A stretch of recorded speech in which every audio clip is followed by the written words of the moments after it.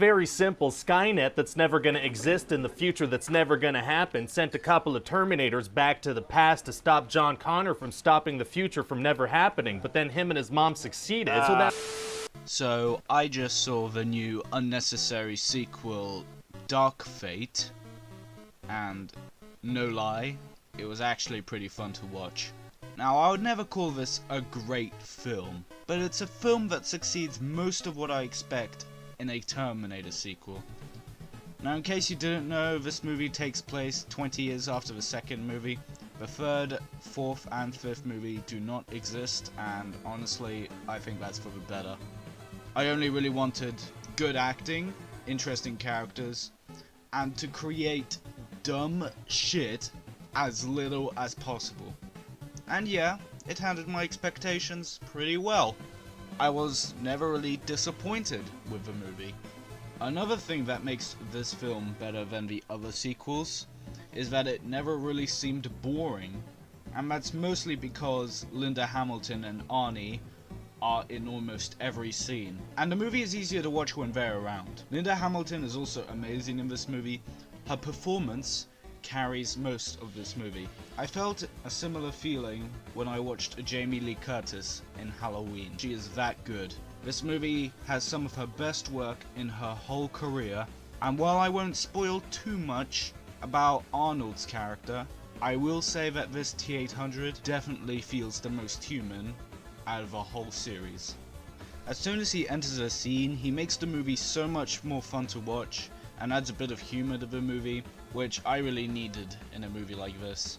And he also has good chemistry with Sarah, but I won't go any further than that. In fact, all the characters have good chemistry with each other. All the characters have their special moments that I was really into. Of course, they have their dumb moments, which were dumb and stupid, but they weren't that constant as in other sequels.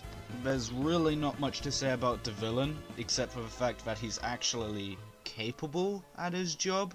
I mean, he still has his dumb moments, but so does every Terminator, so it didn't bug me too much. I also expected good action from a movie. The combat is good in some areas, but in other areas it was fast-paced, the camera moves extremely fast, and a little messy, and does not have good effects. It literally hurt my eyes. I was blinking profoundly because of this. But that was only for one action scene. I wouldn't worry about it too much. And I know this might seem a little odd to talk about, but the water looks amazing in this movie. There's a scene where our characters find themselves underwater, and the water looks really good. I'm just saying. Anyway, that's all I can pretty much reveal about the movie without spoiling it. So here's your warning. Skip to this time code if you don't want spoilers. I know that my spoiler-free review wasn't that long, but honestly, a lot of stuff happens in this movie. Just skip if you don't want any spoilers. Now, in my review of the third movie, I stated that it created fake excuses for its existence after the second movie. Now, this movie has that too, but it's a bit more well executed, as well as this movie feeling worth it and not being a shameless ripoff. We are told that Skynet was defeated in Judgment Day in the second movie, and I was happy to hear that because that's the way it was supposed to be. Then, a few years later, a T-800 kills John right in front of Sarah. Now, I did like this scene. This scene had the balls to do something that previous movies didn't. This is a good way to get the audience invested. Now, my problem is that I don't understand how the Terminator time travel works. If Skynet is erased from existence, then shouldn't Arnold be erased? How is he still here? Sarah says that several Terminators have been sent, and it wasn't just the T-1000, but this really does betray Arnold's character in the second movie, doesn't it? It makes him look like a knob.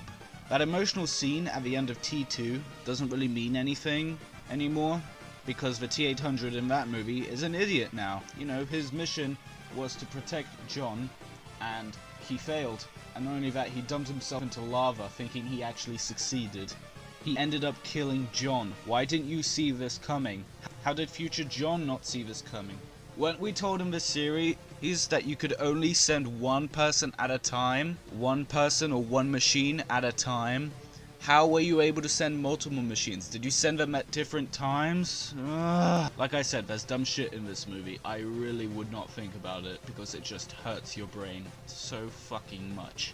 The twist is that the Arnold that kills John is the same Arnold in this movie, and it's a lot of fun to see an evil Terminator mixed with a naive Terminator. But he's not really naive in this movie, he kinda understands humans, so we actually get a new version of Arnold, and that is amazing. Some people have already said that the idea of this Arnold having a conscience is a little sketchy, but honestly, I just wanted to see something that hasn't really been done in the series before, so I just went with it. Humans are not even his main concern. His main concern is drapery, out of all things. I still don't like how we only get a few scenes between Arnold and Sarah, and this is mostly because of the main character Danny, and honestly, I do believe that this movie could have benefited more without her existence, or at the very least, could have given her less screen time.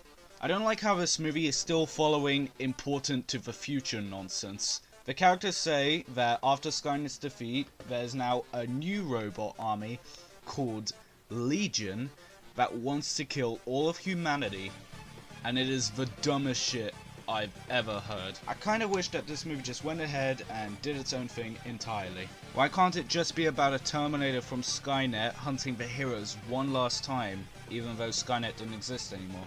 This would make sense, since this is the final movie. It would also work for Arnold's character becoming a better person. Why can't it just be the future after Judgment Day? Is it really too much to ask a Terminator sequel to do something completely different? It even has that dumb scene where a T-800 steps on a human skull. This is like the 4th time I've seen this now. Stop leaving opportunities for sequels, they never work, it never does, stop doing it. There's also a character called Grace who is part machine, and I know Terminator movies aren't heavily reliant on arcs or development, but she's definitely a character, but I think could have learnt something. But her character was interesting, and Mackenzie Davis is giving it her all. The same cannot be said for Danny, who is giving the weakest performance, and she's the main character. I liked the future scenes of Danny, of her in the future. Those scenes are really good. Those scenes are pretty powerful. There's one future scene where she gives the best speech in the whole series, and her acting was good. But present day Danny feels very underused, and I don't think the movie needed to be about her. I mean, imagine if you were watching The Bourne Identity. You get an interesting character with a compelling backstory, and then you get her, and the movie is about her. Yeah, no. Doesn't sound fun to watch anymore, does it? She is a replica of Sarah in the first movie, and I guess that's the point. You're supposed to compare the two. But she feels really underwritten. It feels more like they saw this as an opportunity and took it because they were more lazy than they were interested into actually comparing her with Sarah. I think the movie could have easily been about Grace, and I don't think the main focus should have been on Danny, because compared to the other characters, she looks like complete shit. One last thing that bugged me was the amount of times this movie says fate. It's in the movie 10 times. You know, guys, I bought the ticket and I saw the movie name several times. I know it's called Dark Fate. Other movies also say their titles a lot, but every time a character says fate in this movie, it felt ever so sneaky, and it was distracting every time. Now, I like to think that this movie is better than other sequels because of James Cameron. I mean, that's what I like to think. I don't think there's any other explanation. James Cameron, explorer of the sea, with a dying thirst to be the first. Could it be? Yeah, that's him. James Cameron. But I got pretty much what I wanted from this movie. It's not great, it's not awful either. I still had fun. And I think it's time to understand that the first 2 Terminator movies cannot be topped. And not because every other director is a piece of shit, but because, like I said in my very first Terminator review, the Terminator franchise isn't a franchise that should have this many sequels. It shouldn't be allowed. Anyway, if I had to rank every Terminator movie, including this one, it would be, from worst to best, Terminator Genisys, because of how boring and bland it is. Slightly funny though. but still boring and bland. Nothing interesting on display. Bad boys, what you gonna do?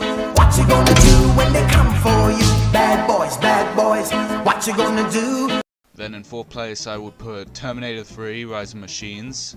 Again, it's stupid and idiotic. I would watch this movie for a good laugh. Then in fourth place I would put Terminator Salvation. Like I said, I actually liked this movie. It's actually not a complete piece of shit like some of the other movies. And I know this isn't a very popular movie in the Terminator fan base, but I had fun and you should probably watch it. In third place I would put Terminator Dark Fate. It's a fun movie, it has some good action scenes, it has very good acting, and some good character development, and some very interesting character moments. Overall, this movie is watchable. This is not the most unwatchable movie in the world. It is watchable. In the second place, I would put Terminator 2 Judgment Day. It's a fun movie, there's lots of fun elements. I cannot stress out enough how this movie is only second place by default. This movie is incredibly wild. It's so much fun to watch. I've seen this like 5 times now. It is truly one of the best movies ever made. And in first place is The Terminator. It's The Terminator. Yep, that's my favorite James Cameron movie. It's The Terminator. You guys probably saw this coming. Yeah, it's The Terminator. It's got the biggest sense of mystery. It's got the best acting out of a whole series. It actually has a horror element to it that the other movies kind of just forget about.